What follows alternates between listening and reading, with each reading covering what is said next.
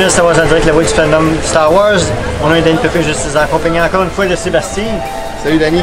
Et présentement nous sommes à Hollywood Studios à Disney pour le Galactic Night, qui est un événement qui a été ajouté séparément à la célébration, mais pour fêter Star Wars aussi. Donc on est hors des heures normales du parc, mais il a été ouvert pour nous. Donc, comment a été notre journée? Premièrement, on a commencé hier en fait. C'était la journée la plus longue de la Star Wars Célébration, effectivement. Là. On a commencé ça à 17h environ, en se mettant en ligne tout de suite en sortant de la première journée du centre de convention, de la première journée de la célébration, pour faire la file, pour pouvoir rentrer, faire la file pour avoir notre bracelet pour le panel des derniers Jedi, de Last Jedi. Exactement. Donc on a passé la nuit au froid. Un froid très hotien, je ne sais pas comment on pourrait dire ça. Oui, on pourrait presque dire ça, un froid hotien. Donc, le centre de convention très froid. On n'a pratiquement pas dormi, mais on a eu une surprise incroyable. Si vous avez écouté notre petit live qu'on a fait, Rian Johnson, le réalisateur de The Last Jedi, est venu gracieusement nous voir pendant 3 heures et signer des autographes, prendre des selfies, etc. avec tout le monde, tous ceux qui étaient prêts à avoir une signature ou à serrer la main, quoi que ce soit. Il était là pour nous et c'était merveilleux. Et on a finalement, aux petites heures du matin, eu nos bracelets et puis on a rentré dans la salle, les animations, etc. Donc le panneau commence, on nous présente, je ne sais pas si vous vous souvenez, les petits sketchs que Josh Gad a fait avec Daisy Ridley. Ben, on a découvert que c'était lui l'animateur. Donc, il nous présente Kathleen Kennedy, bien sûr, et le réalisateur Rian Johnson qui vient nous parler du tournage. Et Kathleen Kennedy qui nous loue les louanges de cet incroyable directeur. Exactement. Qui s'en va, qui suit les traces des prochains des anciens grands directeurs que l'on connaît de nos jours. Et on commence à voir des images exclusives que Rian a pris lui-même. Avec sa bonne vieille caméra 35 noir et blanc. Ouais. Exactement. Et puis, ensuite, on présente bien sûr l'héroïne Daisy Ridley, toujours aussi émotionnelle face à l'accueil du public. On a BB-8 qui roule sur la scène encore une fois. Il vient faire son tour après la dernière apparition qu'il avait faite à la célébration il y a 2 ans. Et Josh Gad essaie de soutirer des questions, bien sûr, à Daisy Ridley et BB-8. Ensuite, on a Boyega qui vient fine. On apprend bien sûr que oui, il a été blessé, il récupère, mais il va avoir beaucoup d'actions quand même avec lui. Exact.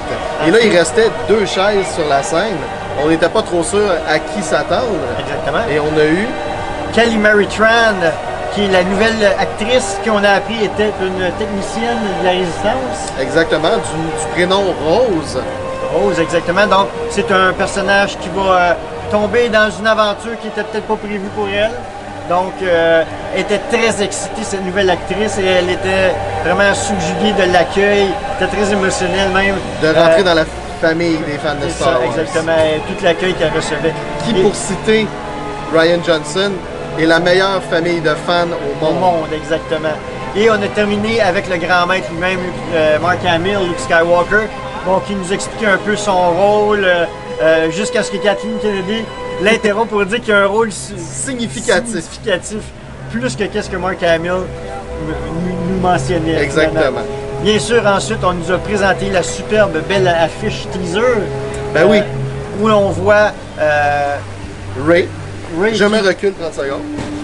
Qui tient un sabre un peu comme l'ancien poster Return of the Jedi. Et puis d'un côté, on voit le demi-visage de Luke et de l'autre côté, le demi-visage de Kylo Ren. Et ensuite, bien sûr, ce qu'on attendait tous. Et puis, je pense qu'il ne pouvait pas ne pas nous en montrer. Après 13 heures d'attente. Exactement, la bande-annonce. Donc, on n'ira pas en détail, on en a parlé dans notre petit live, mais c'est émotionnel, de très belles images. Écoute, j'en ai eu les larmes aux yeux personnellement. Moi aussi. Donc, on n'a pas vu tous les détails du premier coup. Je ne l'ai pas réécouté en Moi-même, je me suis trompé là, dans notre live. Je parlais du casque de Darth Vader alors que c'est un casque de Kylo Ren. Donc l'émotion et tout, là, ça frappait. Ça a l'air beaucoup plus sombre, un peu comme l'Empire contre-attaque, donc j'ai bien hâte de voir. Ouais. Ensuite, nous, on a été voir le panneau de Making of Rogue One. Malheureusement, il y a eu des petits problèmes techniques.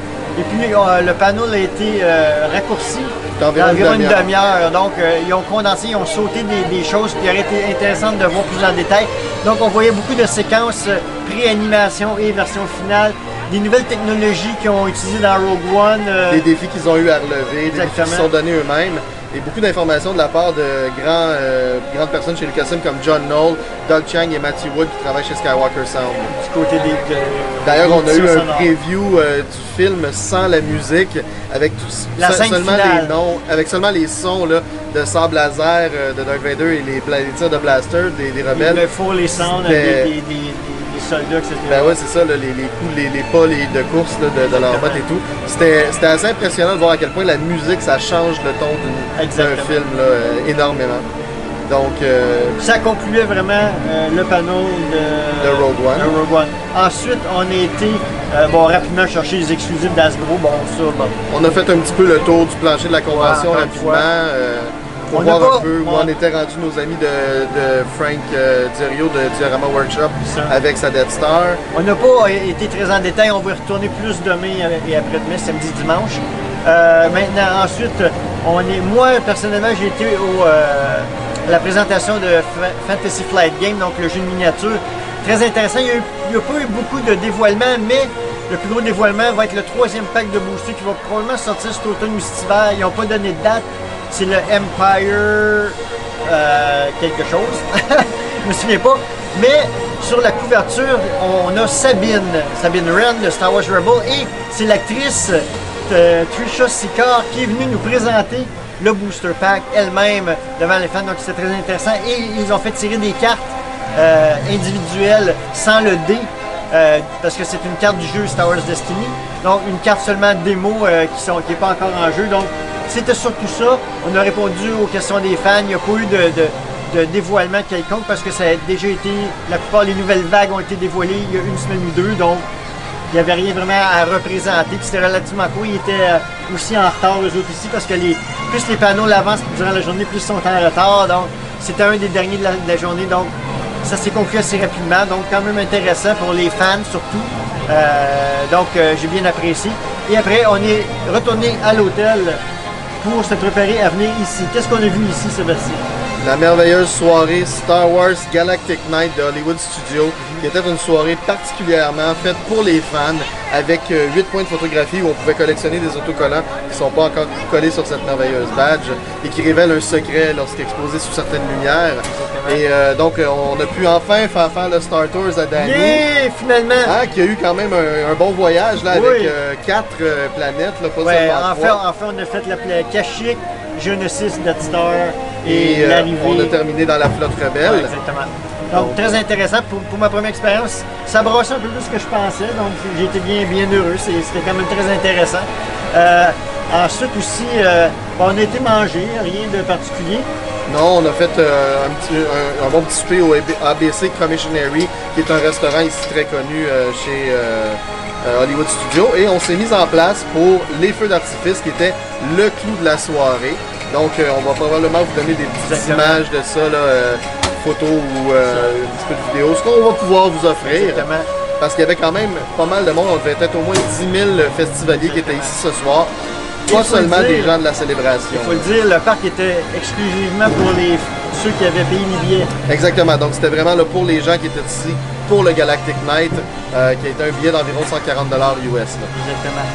Chose intéressante, on a été magasiné un petit peu et on a acheté du Skywalker Wine. Quelque chose qui pour nous ne distribue pas au Canada. Donc on a acheté une bouteille de vin Skywalker Wine. Et bon, pour moi personnellement, une médaille de Yavin, très intéressant. Donc ça a bien conclu la journée. On vous fait ça immédiatement après les feux d'artifice. Donc la journée complète. J'ai dormi environ 1 heure en 48 heures et plus. Maintenant, je suis extrêmement fatigué. J'ai hâte d'aller me coucher. Et demain, on va voir Star Wars Rebels. Qui étant donné qu'on a la badge média, on a des accès privilégiés, on a des sièges réservés. Donc, on n'aura pas à faire la file. On va pouvoir s'asseoir et on va pouvoir voir très en détail la bande-annonce probable est pratiquement assurée et les 2 premiers épisodes. Donc j'ai bien hâte de voir ça. Et on verra qu'est-ce qu'on va faire après. On n'a pas vraiment décidé, donc se reposer peut-être. On verra bien faire le tour du plancher. Donc je pense que ça complète vraiment notre très longue journée. La plus longue journée de la célébration définitive. Oh, attention!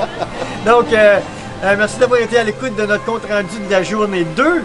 Je suis Dan Pépin et pour Sébastien et moi-même, merci d'avoir été à l'écoute de Star Wars en direct, la voix du fandom Star Wars, et on se revoit demain pour le jour 3. À bientôt.